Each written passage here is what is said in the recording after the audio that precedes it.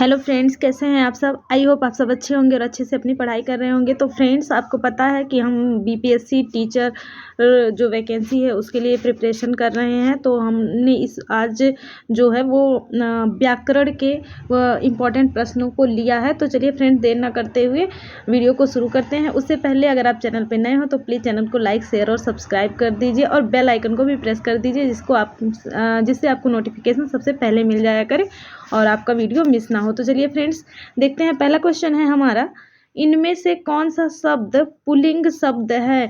ये हिंदी व्याकरण का बहुत ही इम्पोर्टेंट टॉपिक है जो कि लिंग वाला है। इसमें आपको पता ही है कि हिंदी में दो लिंग होते हैं, स्त्रीलिंग और पुल्लिंग। तो शब्दों को देकर इसमें पूछा जाता है कि कौन सा शब्द स्त्रीलिंग है और पुल्लिंग है। तो इस जो चार शब्द दिए हैं इनमें से बताना है कि कौन सा शब्द आपका पुल्लिंग है। क्या यशस्वी शब्द पुल्लिंग है, हथिनी शब्द पुल्लिंग है, या फिर अभिनेत्री, या फिर आंख। तो आपको पता है कि हम पुल्लिंग और स्त्रीलिंग शब्द बनाने के लिए या देखने के लिए कि कैसा है, तो उसमें कुछ वाक्यों को या कुछ संज्ञा को या विशेषण को जोड़कर हम उस शब्द को पता कर लेते हैं वाक्य के हिसाब से कि यह क्या है।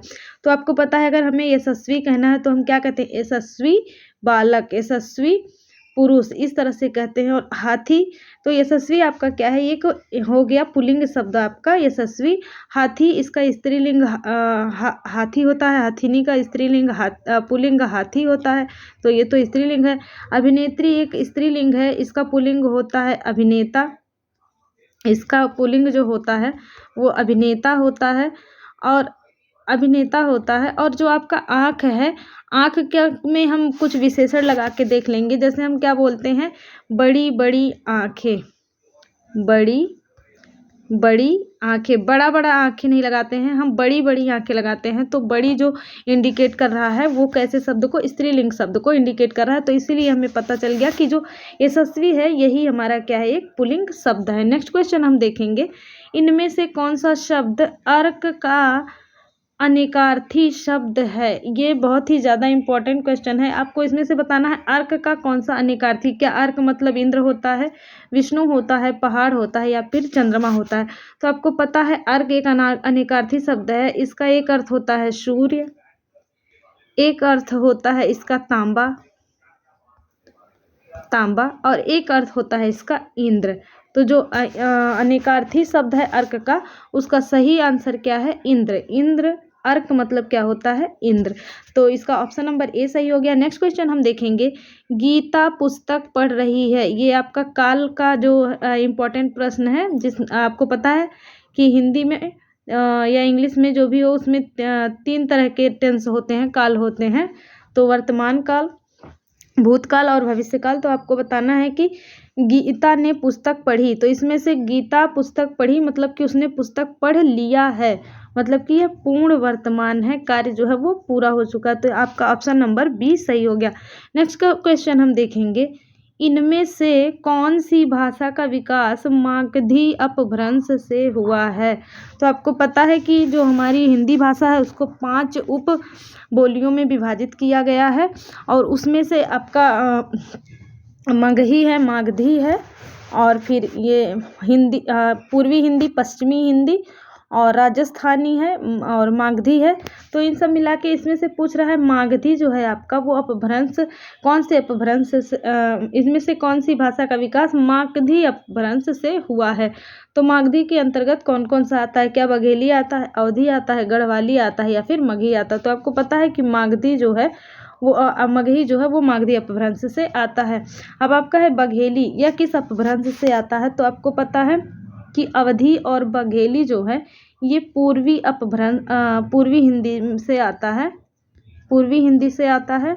और जो आपका गढ़वाली है वो पहाड़ी हिंदी से आता है, पहाड़ी हिंदी की बोली है गढ़वाली। तो आपका जो करेक्ट आंसर हो गया वो हो गया मगही। नेक्स्ट क्वेश्चन हम देखेंगे, नेक्स्ट क्वेश्चन है हमारा, इनमें से वीर रस के कौन से कवि हैं।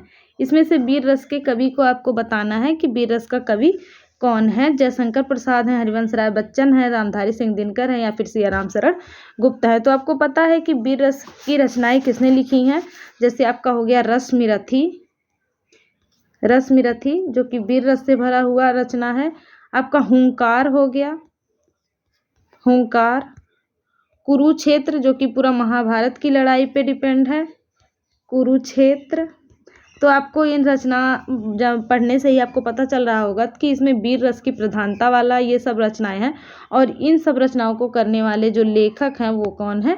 रामधारी सिंह दिनकर। तो इसका करेक्ट आंसर हो गया आपका रामधारी सिंह दिनकर वीर रस से परिपूर्ण रचनाएं लिखते थे। तो आपका करेक्ट आंसर है ऑप्शन नंबर बी। ये बहुत ही ज़्यादा इंपॉर्टेंट क्वेश्चन है, आप इसको रखेंगे। अक्सर वीर रस की कविताओं का पूछा जाता है, तो अगर आधुनिक काल में कहा जाता है तो रामधारी सिंह दिनकर आते हैं, और अगर आपका आदिकाल में पूछा जा रहा है तो ढेर सारे लोगों ने आदिकाल को पूरा वीर गाथा काल ही कहा जाता है, तो इसको ध्यान रखेंगे। नेक्स्ट क्वेश्चन है हमारा, नाक का बाल होना मुहावरे का सही अर्थ क्या है? नाक का बाल होना हमेशा परेशान करना, बहुत परेशान करना, क्रोध का कारण, या फिर अत्यधिक प्यारा होना।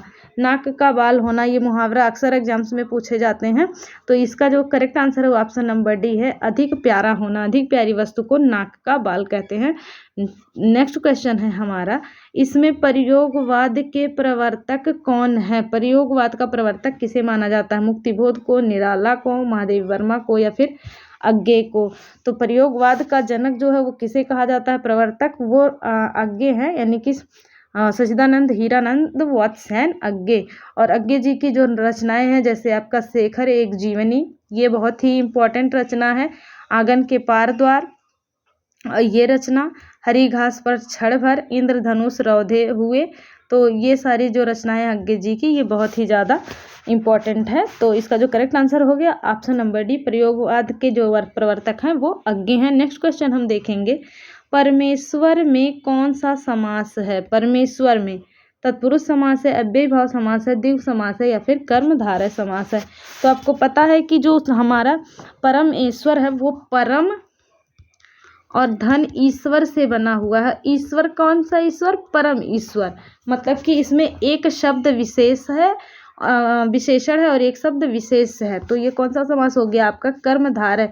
जो उपमेय और उपमान से या फिर विशेषण और विशेष से बना हुआ जो समास होता है वो आपका कर्मधारय समास होता है। तो आपका जो ऑप्शन नंबर डी है वो करेक्ट हो गया। नेक्स्ट क्वेश्चन हम देखेंगे। नेक्स्ट क्वेश्चन है हमारा, इसमें से कौन सा शब्द स्त्रीलिंग है? इसमें से कौन सा शब्द स्त्रीलिंग है? अजवाइन, अजवाइन, टोप, पराठा, या फिर रसगुल्ला? तो आपको ये सारे शब्द जो हैं वाक्य में बदलने पर या फिर थोड़ा सा आप पे के प्रैक्टिस के ऊपर डिपेंड है, तो आप इस तरह के क्वेश्चन कर पाएंगे, क्योंकि ये सब क्वेश्चन टिपिकल क्वेश्चंस में से आते हैं। क्योंकि ऐसे किसी भी वर्ड को ऐसे देखकर बस बता देना कि कौन सा स्त्रीलिंग है पुल्लिंग है, थोड़ा मुश्किल होता है। जब आपका प्रैक्टिस रहेगा प्रॉपर तो आप इसका आंसर आसानी से दे पाएंगे। तो आपका जो अजवाइन शब्द है वो स्त्रीलिंग है, अजवाइन की गोली, है ना, इस तरह से समझ सकते हैं। पराठा जो है वो पुल्लिंग शब्द है, लेकिन अगर यहीं कहा जाए रोटी, तो रोटी आपका जो है वो स्त्रीलिंग शब्द है, मोटी रोटी। और पराठा मोटा पराठा कहा जाता है, या रोटी खाई और पराठा जो है वो खाया, ऐसा बोला जाता है। और रसगुल्ला जो है ये भी मीठा रसगुल्ला। और ये सारे जो शब्द हैं ये पुल्लिंग शब्द हैं, और अजवाइन जो है वो स्त्रीलिंग शब्द है। और रोटी जो है अब मैंने क्या बताया, रोटी जो है वो पुल्लिंग शब्द है, और पराठा भी। नेक्स्ट क्वेश्चन हम देखेंगे। नेक्स्ट क्वेश्चन है हमारा, हर्ष, दुख, घृणा, पीड़ा इत्यादि मनोभावों को व्यक्त करने वाले शब्दों को क्या कहा जाता है? जिससे हर्ष हो या दुख का प्रकट हो, घृणा प्रकट हो, पीड़ा, पीड़ी लिखा हुआ है, ये पीड़ा है, पीड़ा है, ये पीड़ा। नेक्स्ट क्वेश्चन है हमारा, तो ये क्वेश्चन है हमारा कि जो हर्ष, घृणा, ये सारे शब्द जो हैं मनोभाव को व्यक्त करने वाले शब्दों को क्या कहा जाता है? समुच्चय बोधक कहा जाता है, अवयव कहा जाता है, निपात कहा जाता है, या विस्मादि बोधक कहा जाता है? जैसे हम किसी चीज़ को पे हमें दुख होता है तो कहते हैं ओह बहुत बुरा हुआ, या किसी चीज़ को पीड़ा होती है, हर्ष होता, आहा आहा बहुत अच्छा हुआ। तो आहा के बाद जो लगाया गया जो चिन्ह होता है विस्मयादि बोधक का, तो ये जो करेक्ट आंसर हो जाएगा वो हमारा हो जाएगा ऑप्शन नंबर डी, विस्मयादि बोधक। तो नेक्स्ट क्वेश्चन हम देखेंगे, निम्नलिखित में से कौन सा शब्द अंबर का पर्यायवाची नहीं है?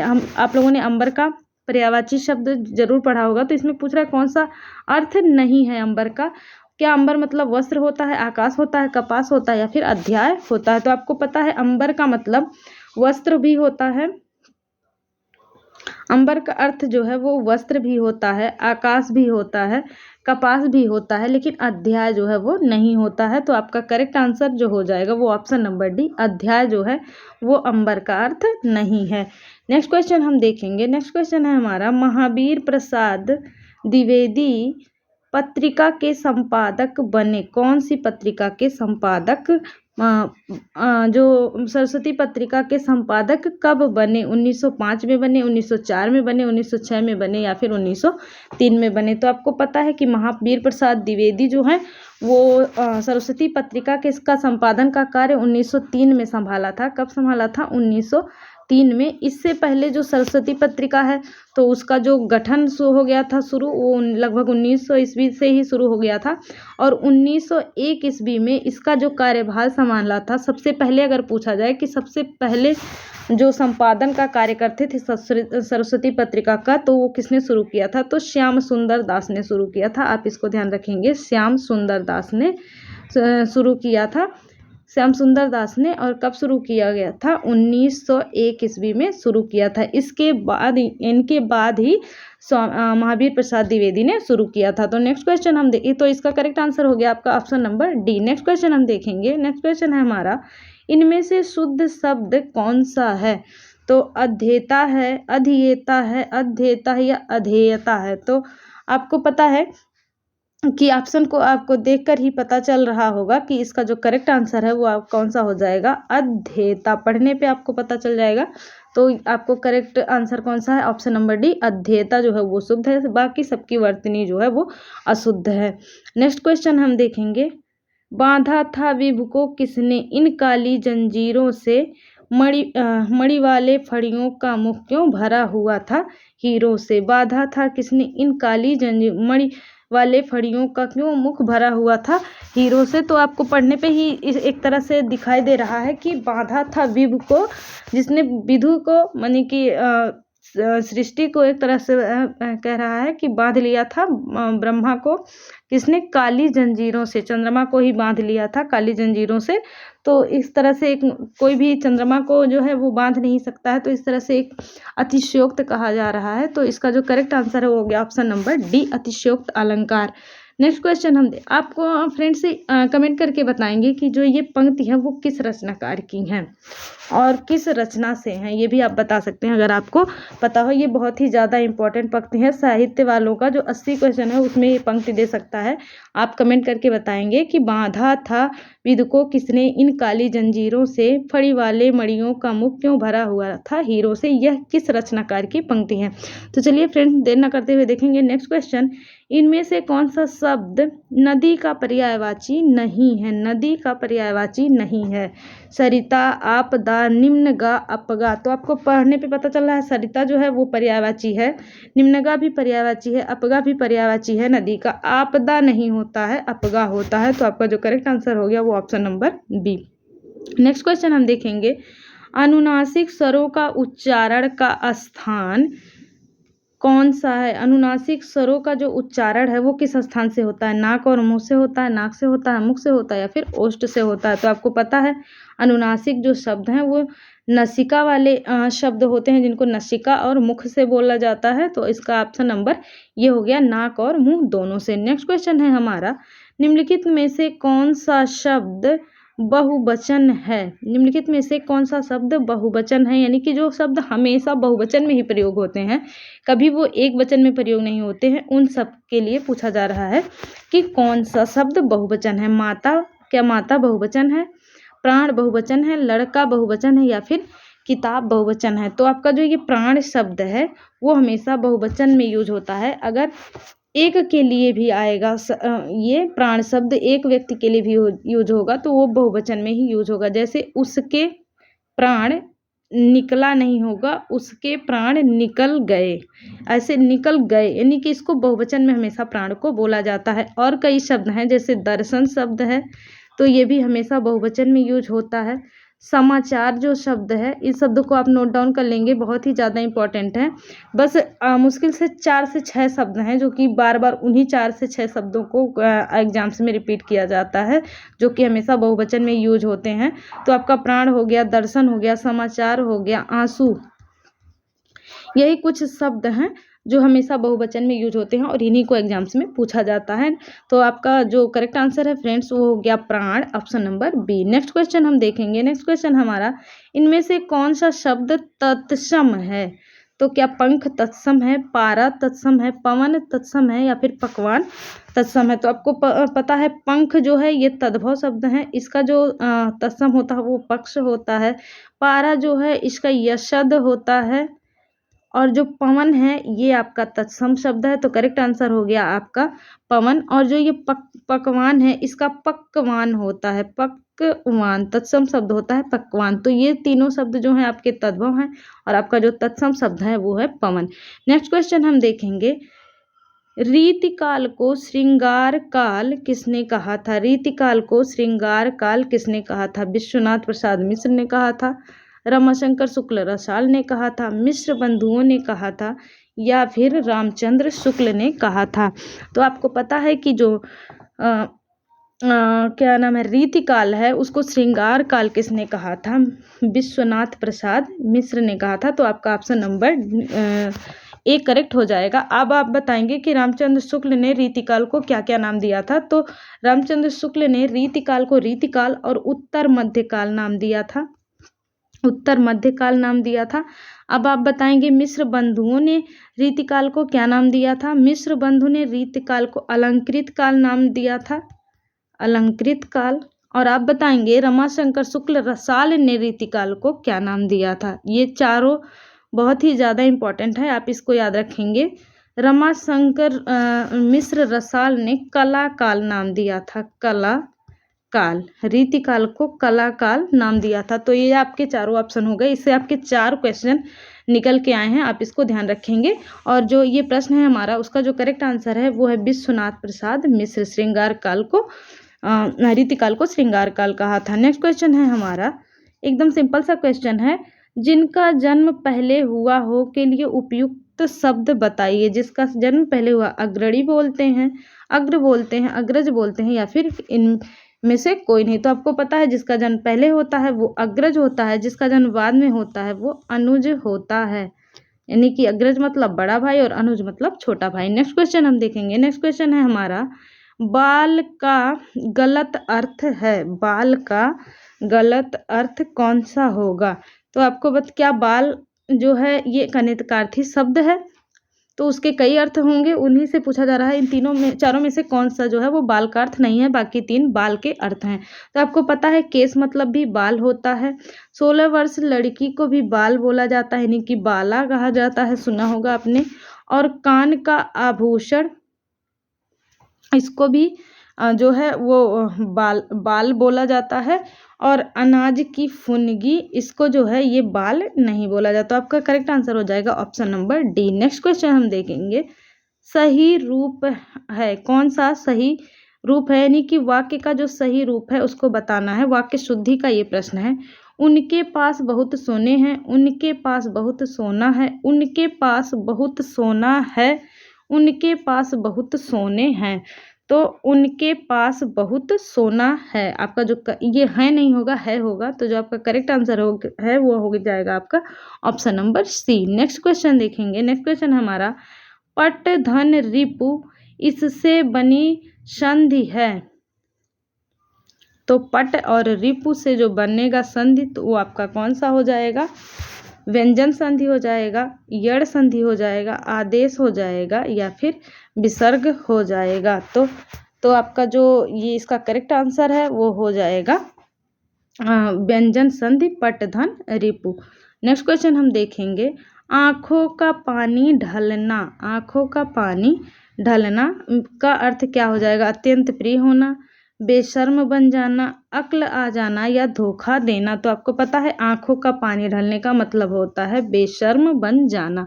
नेक्स्ट क्वेश्चन है हमारा, बछड़ा का अन्य रूप है, यानी कि बछड़ा जो है वो जो दिया हुआ है उसका दूसरा लिंग क्या होगा, यानी कि ये एक पुल्लिंग शब्द है तो इसका स्त्रीलिंग क्या होगा, बछड़ी, बछैया, बछिया या फिर बछड़िया। तो आपको पता है बछड़ा का जो स्त्रीलिंग है वो होता है बछिया। नेक्स्ट क्वेश्चन हम देखेंगे, सही वाक्य कौन सा है। इसमें भी वाक्य शुद्धि के लिए पूछा जा रहा है। सीता ने अपनी सहेलियों को बुलाई, सीता ने अपनी सहेलियों को बुलाई, सीता ने अपनी सहेलियों को बुलाए, सीता ने अपनी सहेलियों को बुलाया। तो आप इसका करेक्ट आंसर हो जाएगा ऑप्शन नंबर 4 कि सीता ने अपनी सहेलियों को बुलाया। नेक्स्ट क्वेश्चन है हमारा, ये शुद्ध वर्तनी वाला शब्द है तो इसमें से 4 दिया है, कौन सा शब्द जो है शुद्ध है, पूज्य, पूज्य, पूज्य या फिर पूज्य। तो आपको पता ही है कि जो शुद्ध वर्तनी है वो है पूज्य, option number C. Next question है हमारा, वर्तनी की दृष्टि से कौन सा शब्द सही है, कौन सा शब्द इसमें से वर्तनी की दृष्टि से, ज्योत्सना, ज्योत्सना, ज्योतिष, ज्योतिषना या फिर ज्योत्सना। तो आपको पता है ज्योत्सना होता है, आपका ऑप्शन नंबर बी सही हो जाएगा। नेक्स्ट क्वेश्चन है हमारा, हिंदी में प्रत्येक वर्ग के अंतिम वर्ण का उच्चारण स्थान क्या है, दंत है, तालु है, नासिका है या फिर कंठ है। तो आपको पता है कि वर्णमाला का जो अंतिम अक्षर होता है यानी कि 5वां अक्षर होता है तो पंचमा अक्षर को जो है हम नासिका के नाम से जानते हैं।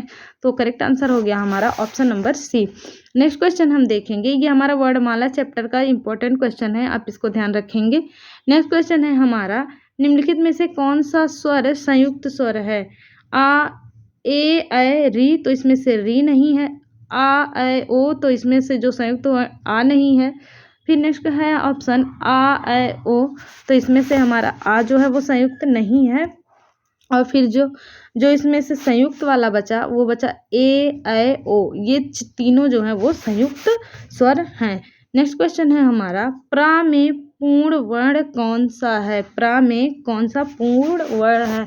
तो आपको देखने पे पता चल रहा होगा कि जो रा है वो आधा है, पा पूरा है, लेकिन ऐसा बिल्कुल नहीं है। रा इसमें पूरा वर्ण है और पा जो है वो आधा है, क्योंकि आपको पता है जो आधा रा होता है हमारा वो हमेशा ऊपर जाता है ना कि नीचे लगता है। जो नीचे ये वाला रा है वो हमेशा क्या होता है, उसमें रा पूरा वर्ण होता है, बाकी जिस अक्षर के साथ लगा होता है वो आधा होता है। तो इसका करेक्ट आंसर हो जाएगा option number B. Next question है हमारा, निरालंब शब्द का संधि विच्छेद क्या है। तो ये विसर्ग संधि का है निरालंब शब्द, ये होता है निह धन आलंब, यानी कि इसमें कौन सी संधि है, विसर्ग संधि का उदाहरण है निरालंब। निह धन आलंब बराबर निरालंब होता है। तो नेक्स्ट क्वेश्चन है हमारा, पितृधन अनुमति का सही संधि विच्छेद कौन सा है।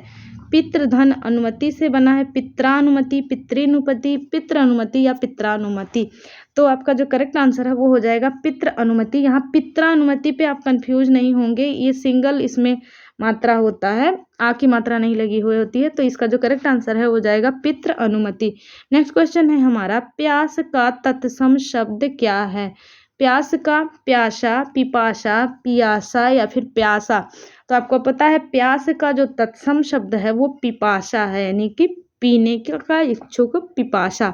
नेक्स्ट क्वेश्चन हम देखेंगे, इच्छुक का तद्भव शब्द है, तद्भव शब्द पूछा जा रहा है। इच्छुक क्या होता है, गन्ना होता है, ईख होता, इख होता है, ईख होता है या फिर इच्छु होता है। तो इच्छु एक तद्भव का एक तत्सम शब्द है, उसका तद्भव पूछ रहा है, वो ईख होता है। और इसका अगर पर्यायवाची कहे तो वो गन्ना होता है, होता तो एक मतलब भी गन्ना है, लेकिन इच्छु का अगर तद्भव पूछा जाए तो वो ईख होता है ना कि गन्ना। तो नेक्स्ट जो हमारा करेक्ट आंसर हो गया option number C. Next question हम देखेंगे, आईना शब्द है फारसी, अरबी, तुर्की, हिंदी। तो आपको पता है कि भारत में जो भाषा बोली जाती है वो कई भाषाओं का मिक्सअप है। उसमें अरबी के भी शब्द होते हैं, फारसी के, तुर्की के, हिंदी के, संस्कृत के, इंग्लिश के भी शब्द होते हैं। तो हमको इसमें से देखना है कि आईना जो है वो कैसा शब्द है। तो आईना हमारा एक विदेशी शब्द है जो कि फारसी भाषा का शब्द है। तो इसका करेक्ट आंसर हो गया option number A. Next question हम देखेंगे, गरीबों की सहायता करो। तो गरीब जो है उसमें गरीबों की सहायता करो। गरीबों शब्द क्या है? विशेषण है, विशेष है, जातिवाचक संज्ञा है, फिर भाववाचक संज्ञा है। तो आपको पता है कि गरीब आदमी जब यूज होता है तो यहाँ जो गरीब शब्द है वो विशेषण होता है, लेकिन इस वाक्य में यहाँ पे वाक्य पे डिपेंड है कि ये क्या होगा।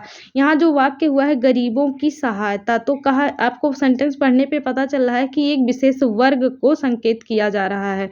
तो कोई भी शब्द जो एक विशेष वर्ग को संकेत करता है तो वहाँ पे हमारा कौन सा होता है? जातिवाचक संज्ञा होता है। जैसे डॉक्टरों, मंत्रियों, इस तरह से जब बोला जाता है तो एक समूह को इंडिकेट करता है, तो ये हमारा हो जाता है जातिवाचक संज्ञा। नेक्स्ट क्वेश्चन है हमारा, कौन सा शब्द भाववाचक संज्ञा नहीं है? लड़ाई, मिठाई, चतुराई और उतराई। तो भाववाचक संज्ञा कौन सा नहीं है? लड़ाई जो है वो एक क्रिया है, बाकी मिठाई, मीठा से जो भाववाचक बना है वो मिठाई है, चतुर से जो बना है वो चतुराई है, और उतारने से जो बना है वो उतराई है भाववाचक संज्ञा, बल्कि लड़ाई आपका क्या है? एक क्रिया है। नेक्स्ट क्वेश्चन है हमारा, सुकृत वर्ण से सुंदर है। सुकृत वर्ण से सुंदर है, इस वाक्य में कौन सा कारक है?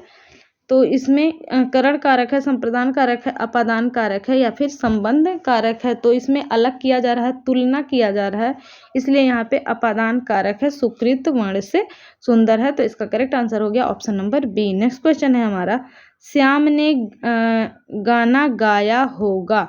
तो इसमें आसन्ना भूत है, पूर्ण भूत है, संदिग्ध भूत है, अपूर्ण भूत है। तो श्याम ने गाना गाया होगा, ये इसमें एक आइडिया लगाया जा रहा है कि गाना गाया होगा, तो ये कैसा है? संदिग्ध भूत है। तो इसका करेक्ट आंसर हो गया आपका ऑप्शन नंबर सी, संदिग्ध भूत। नेक्स्ट क्वेश्चन है हमारा, प्रतिहार का पर्यायवाची शब्द है। प्रतिहार मतलब क्या होता है? सैनिक, सेवक, द्वारपाल या फिर नौकर। तो प्रतिहार का मतलब क्या होता है? द्वारपाल होता है। सी आपका करेक्ट आंसर हो गया। नेक्स्ट क्वेश्चन है हमारा, षटपद का पर्यायवाची कौन सा है? तितली है, भ्रमर है, मकड़ी है, या फिर केकड़ा है। तो आपको पता है षटपद किसका पर्यायवाची है? भ्रमर का पर्यायवाची है षटपद। नेक्स्ट क्वेश्चन है हमारा, हंस शब्द का अनिकार्थी शब्द है हंस। जीवात्मा है, जीव है, जीत है, या फिर जन है। तो आपको पता है हंस के कई अर्थ होते हैं, जिसमें से उसका एक अर्थ होता है जीवात्मा को, यानी कि मानव के प्राण को, जीव को, जीवन को भी क्या कहा जाता है? हंस कहा जाता है। नेक्स्ट क्वेश्चन है हमारा, उपसर्ग कहते हैं शब्दांश को, वाक्यांश को, शब्द को, या फिर पद को। तो आपको पता है कि उपसर्ग जो है वो शब्दांश को कहते हैं। उपसर्ग एक शब्दांश होता है जो शब्द में लगकर उसका अर्थ परिवर्तन कर देता है।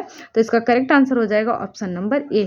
तो फ्रेंड्स, आज का वीडियो बस यहीं तक। अगर आपको वीडियो पसंद आया हो तो प्लीज़ चैनल को लाइक, शेयर और सब्सक्राइब कर दीजिए, और हाँ, बेल आइकन को भी प्रेस कर लीजिए, जिससे आपको नोटिफिकेशन पहले मिल जाए। इसका मैं जो नेक्स्ट पार्ट है आपका, मैं साहित्य का लेके आऊँगी। तब तक आप चैनल पे बने रहिए, ठीक है? इसी तरह अपनी तैयारी करते रहिए। Thank you so much.